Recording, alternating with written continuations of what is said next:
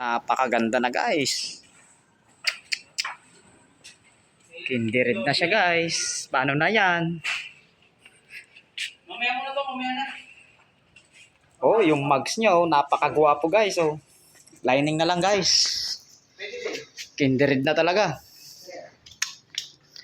Magpapahinga muna tayo sa mga yung day guys. Kasi nakakapagod ang trabaho dito guys. Magpapahinga muna tayo. Di na muna tayo guys magtatanggap ng ano, ng Hyundai. Matrabaho. Magpapahinga muna tayo. Oh. Napakasariwa na guys, talaga.